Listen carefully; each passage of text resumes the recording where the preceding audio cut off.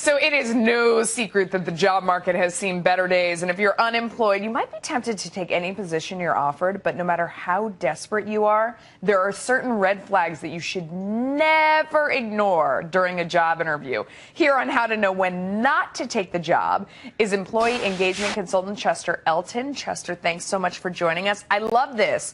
Because this is, you go on the job interview and you're filled with hope. You're like, this is it. I could see myself at this company. I've been looking for a job. My dream job. Right. But there are some things that happen, and it's happened to all of us when you go on the job interview, that are red flags that you should just flee. Absolutely. Number one, the person interviewing you says bad things about the person who had the job before you. This is so key. It tells you a lot about their culture. The way that you welcome people to the job says a lot, but the way you say goodbye, I think, says even more.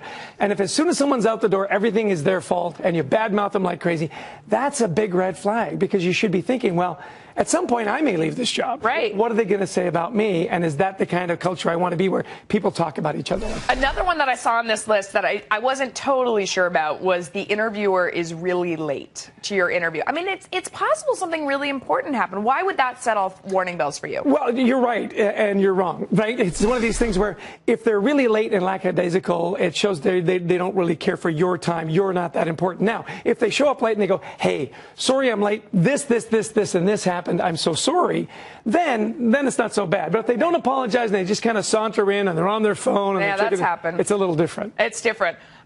You sit down, they haven't even reviewed your resume, that they're basically reading it for the first time. That's actually happened to me a number of times, where they're like, oh, you worked at such and such. And I'm like, really? You're just seeing that right. now? Oh, you're a man. Yeah, that kind of thing, right? Not to me, they didn't say that, but okay. Yeah. Exactly. But that's the thing. They call you by the wrong name.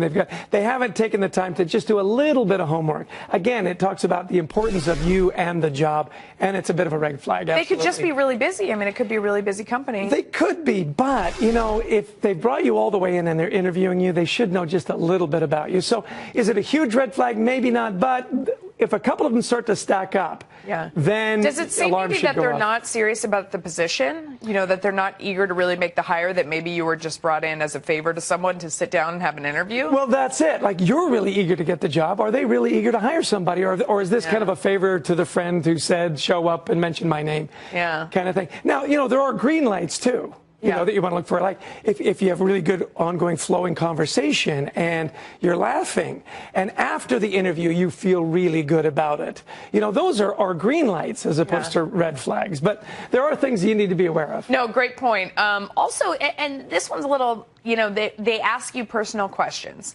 like trying to figure out if you're married. I mean, for a lot of women, they say they fish around and try and see, so you're married, do you have kids yet? Yeah, are you planning on a family kind of thing? Yeah.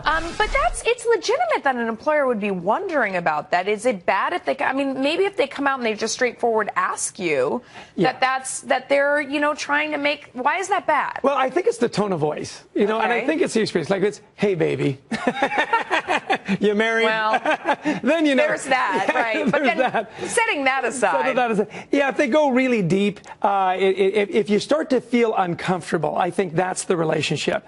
If the probing questions start to make you feel a little uncomfortable, it's a red flag. If not, if it's just kind of casual conversation, hey, we're a real family-oriented company. Do you have kids? How old are they? Oh, what are they? That kind of conversation I don't think is a red flag. Do you feel like if they're trying to feel you out to see, because a lot of women talk about this, and this was a big point for Sheryl Sandberg. She got in a lot of trouble saying that you should be able to ask on an interview, like, are you planning on having kids soon? That it's just for an employer to gauge that. Is that right or wrong? Again, if it makes you uncomfortable, it's a red flag. If it doesn't make you uncomfortable, if you're proud of your family, and then again, if you are planning on having kids and whatnot and taking some time off, that's a good thing for you to tell them, because you don't want to surprise them either. No. You want to be candid. Right, I think so too. Yeah.